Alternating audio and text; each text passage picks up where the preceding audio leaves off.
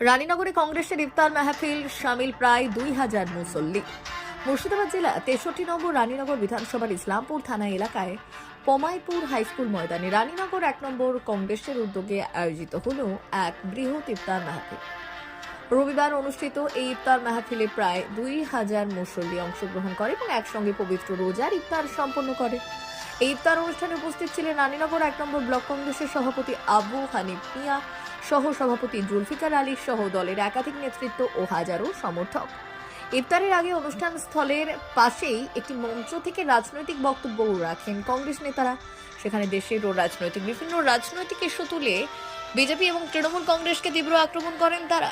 বক্তব্য পর্ব শেষ হওয়ার পর ইফতারি সম্পন্ন করলেন উপস্থিত মুসল্লিরা। এরপর স্থানীয় একটি চায়ের দোকানে বসে সাধারণ মানুষের সঙ্গে দীর্ঘক্ষণ আলাপচারিতায় মেতে ওঠেন এবং দেখা যায় কংগ্রেস নেতা আবু হানিফ মিয়া এবং জুলফিকার আলীকে। হাতে চায়ের কাপ নিয়ে সাধারণ মানুষের সঙ্গে মিশে তাদের সুখ দুঃখের কথাও শোনেন নেতারা। স্থানীয়দের মতে ধর্মীয় সম্প্রীতি ও জনসংযোগ বাড়াতে এই ধরনের ইফতার মাহফিলের আয়োজন করা হয়েছে।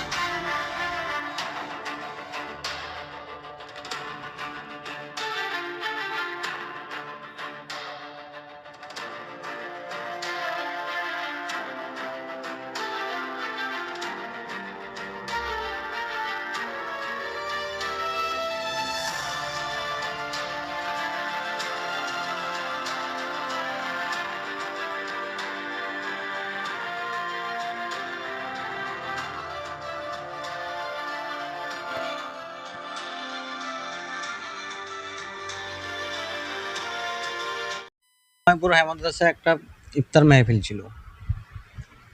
১.৫ থেকে ২,০০০ লোকের সমাগম ছিল। রায়নগর ১ নম্বর ব্লক কংগ্রেসের পক্ষ থেকে মাহে রমজানে ইফতার মাহফিলের আয়োজন করা হয়েছিল, প্রায় ২,০০০।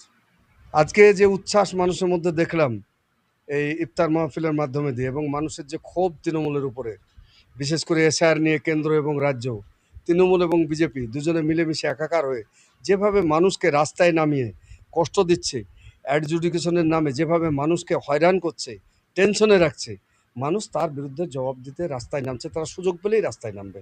রমজান মাস এটা, তবুও মোটামুটি আমাদের ব্লক থেকে অন্ততপক্ষে খুব কম করে ২,০০০ লোক যাবেন রায়নগর ১ নম্বর ব্লক থেকে।